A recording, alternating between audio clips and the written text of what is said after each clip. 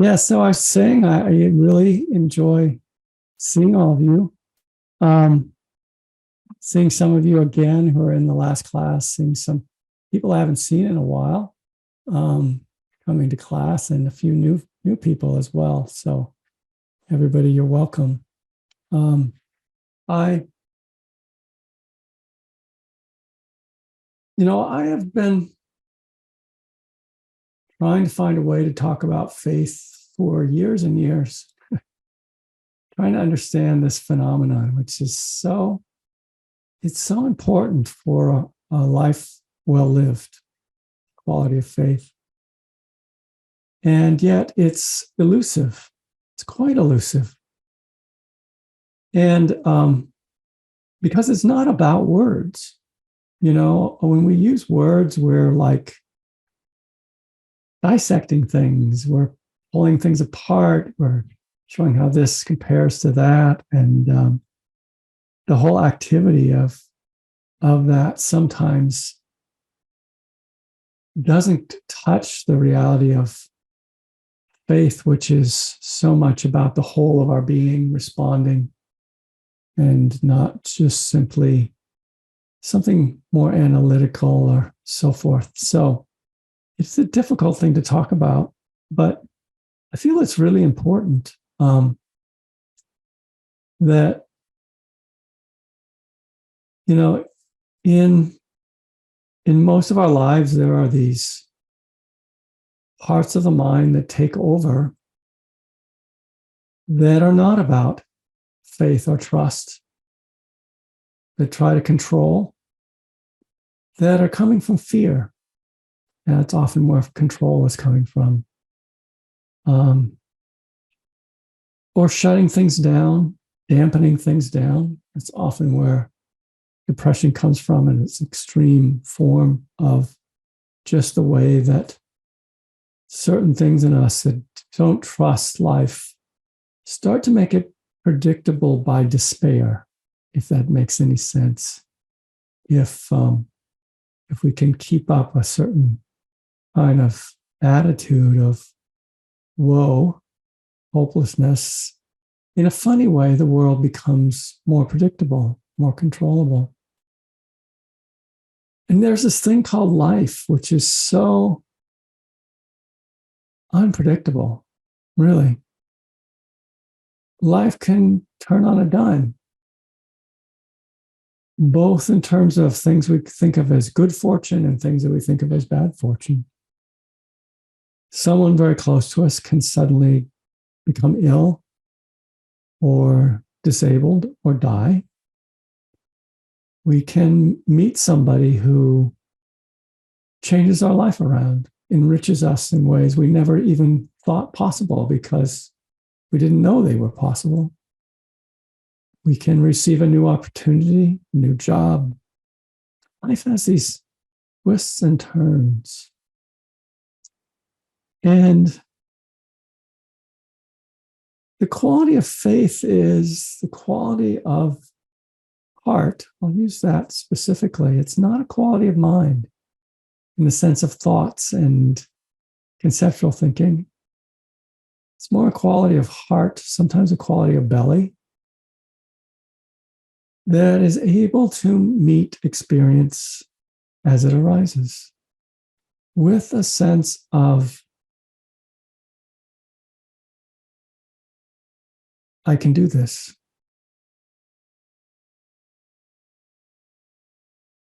Even sometimes when we are heartbroken and crushed by experiences, there can remain a presence inside of us that is willing to go there, to experience that,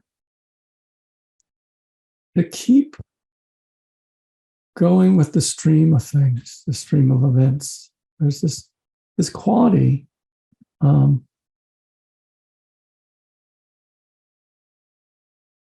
It's often the case that we lose trust in this ability in ourselves to meet life.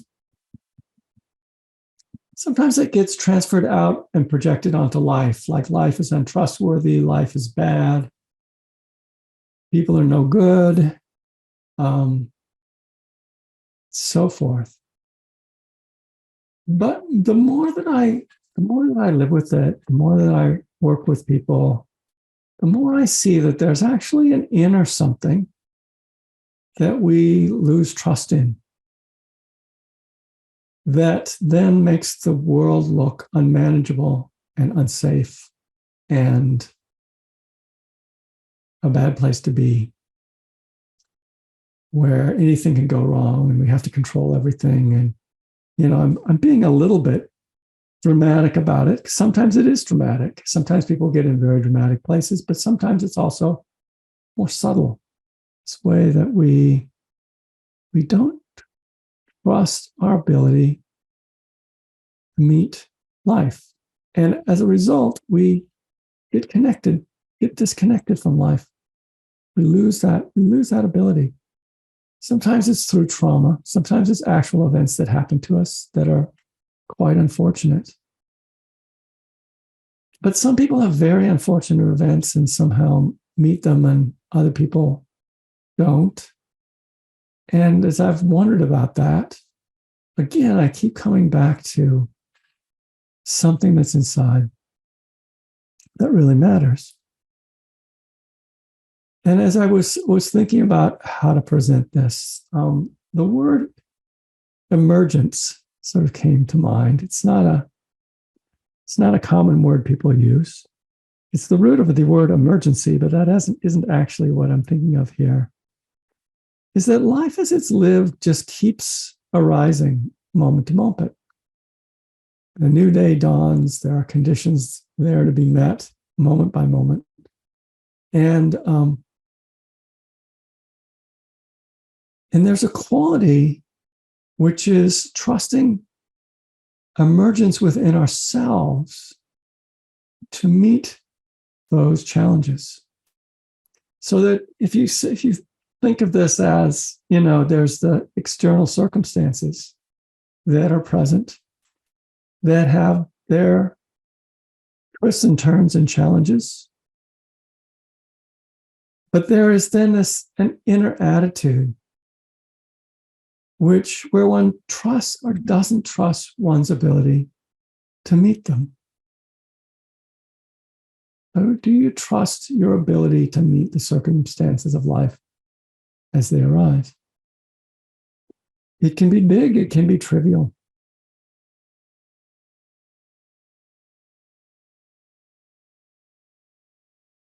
So I'm going to encourage you this week to begin to notice that. Just that factor of, in any given moment, am I actually just trusting my ability to meet what's arising?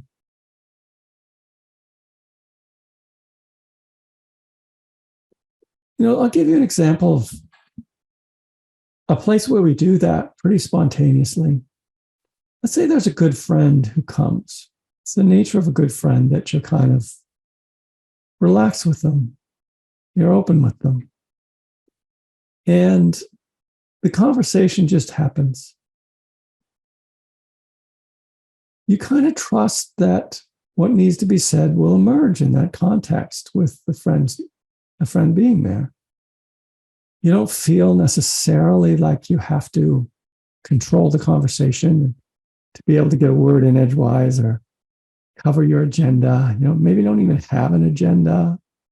There's some way that they say something, you say something, there's a flow.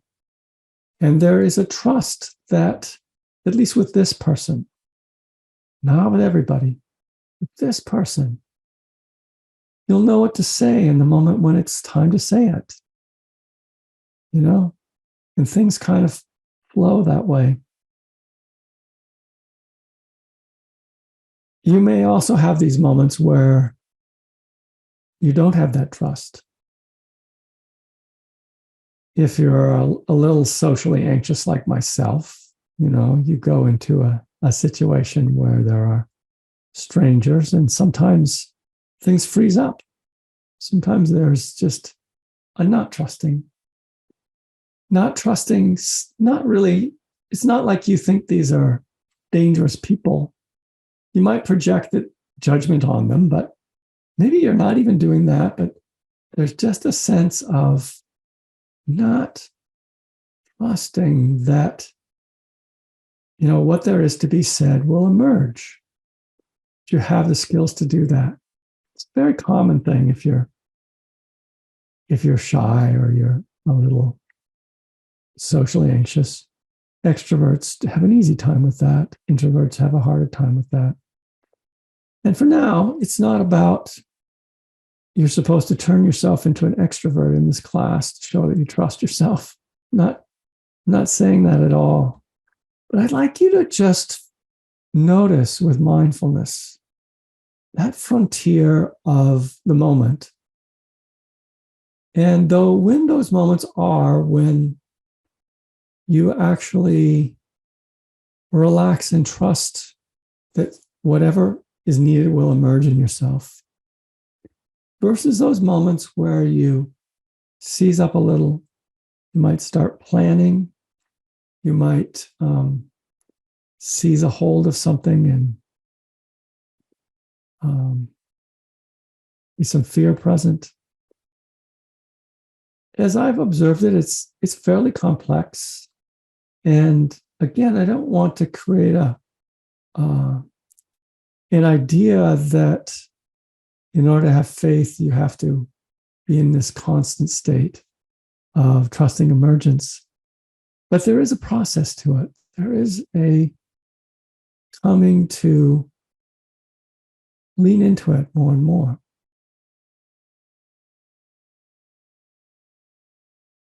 The mind has a kind of a negative bias, by which I mean it tends to notice what goes wrong and not notice what goes right. So I want to encourage you to notice what goes right in this class as well. What actually did you walk through this week that you handled with confidence? Confidence in your ability to meet it. Now, this might not always be our understanding of faith. Sometimes the word gets associated only with much larger sorts of things. Like whether you believe in this or that, whether you trust that the earth's going to turn out okay, given some of the messes we've made at the current moment. But my sense is that this particular quality of mind, of faith, which is confident and buoyant in the face of challenge, that it comes from small moments, many small moments, and not something you have to jump into full on immediately. And this, the word that I used in the title, intuition, we'll be talking more about this. But there's a certain way that it emerges most easily if you're relaxed with yourself. So, the whole kind of trust of oneself is connected to whether you actually get this kind of information in your dealings with the world that we call intuition.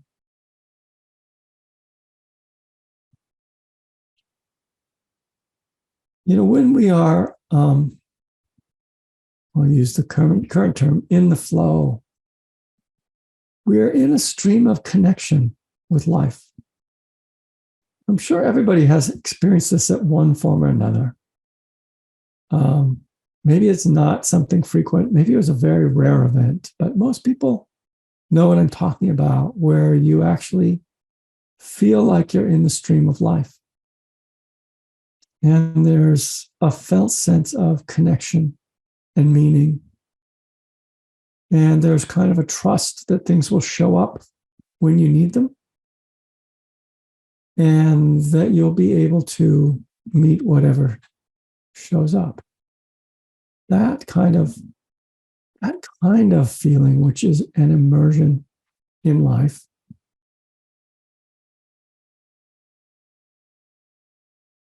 is what we're just beginning to notice. Just beginning to notice. So, many of you have been doing Buddhist practice for years. You will be familiar with the term mindfulness. So much of, mindfulness is about getting your head out of the way, coming in contact with what's happening right now. And so it's not yet confidence or trust, perhaps, but it's an absolutely essential step, which is to come in contact with what is concretely real right now. And for the moment, set aside your thoughts about it. See what's actually here. Feel a breath when you're breathing it. Feel your feet on the floor when you're walking. To notice the quality of the light. Maybe it changes as you go room to room, changes when you go outside. Maybe it changes as a cloud comes over. But there are all of these myriad sorts of changes. I mean, the visual field changes when you just shift your eyes from one place to another. All these changes happening. And mindfulness is that quality that just knows them as they're happening. It's very simple. So if you already have a mindfulness practice, please do that. In order to do this exercise I'm talking about, which is to notice when you're actually feeling a degree of confidence meeting what's arising and when you're not, it will require mindfulness. It requires this quality of knowing what you're doing when you're doing it. And in a way that's absolutely marvelous, it already, just in the noticing, you're actually stepping a little closer to the stream of life. The thing that keeps us so far from it is often this, the head, the thinking mind that places between us and what's concretely real a whole network of associations and fears and ideas and so forth. And so the actual just kind of coming in contact with simple things like the breath and the feet, it brings you into the body, brings you out of your head. And this confidence that I'm pointing to, it's not about the head. It's not about what you think you are. It's something deeper than that. And, we'll be finding ways through the course to talk more about that. Coming in contact with yourself in a different way. Those of you who have been coming for a while, this will be review for those of you maybe who haven't come for a while or this is your first one. I often point out to people, or I ask them to notice, where is your energy right now? Where do you think you are in the body? And frequently, people are up here. They're in their thoughts. And you may be even listening to this talk with your head kind of, your brow furrowed, and you're like, got to understand what I'm saying. And oftentimes, things that I say may not make a lot of head sense. I actually admit that. So sometimes if you notice you're up here, see what it would be like to make the long journey down to here, to invite the intelligence of your heart to be what's here, to be what's listening when I'm talking or when anybody's talking, actually. You can also notice the energy of the belly, the intelligence. I speak of these as intelligences because that's a very helpful way to experience them. When you're approaching life through the intelligence of your head, of your conceptual knowledge, it gives you access to certain things. It doesn't give you access to other things. And this quality that we're talking about, it's not a head quality. Sometimes people have a high degree of confidence in their head. And maybe it's because they're really smart. Maybe it's because they're really opinionated. Maybe there is this kind of quality that certain people have about their thinking. And believe me, I've been there. I occasionally get up on my inner soapbox inside and tell the world why it's wrong about things. But none of that, I really think, is this quality that we're exploring in this class.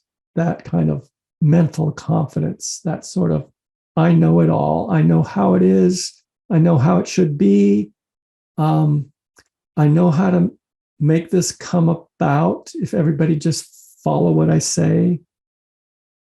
That kind of managerial energy, it's useful for some things, but I'd like you to explore what's actually the intelligence that's here. It comes from a much more connected place, much softer place, and is much more willing to hang out in the unknown than the head is. The head always wants to know. And so much about finding a path in life, making choices that are meaningful and authentic and grounded in who one is, has more to do with this intelligence, the heart intelligence of the belly. So we will be talking more about those. I just wanted to introduce them a little bit here in the beginning, so that as you go through your week and you notice, when you feel like you're actually trusting the emergence inside yourself to meet situations versus when you don't trust, you won't just be trusting your head, not just trusting, I've got the right idea, I know what to do here. Rather, I'll know what to do here when in time is right to know what to do here. I can feel and listen, and I can not know for a little while, and it's actually okay. That's actually much more the quality of the heart intelligence. It's much more comfortable with waiting and not knowing and feeling into things for a sense of the way forward. So I think I'm going to stop here and open it up for questions and comments.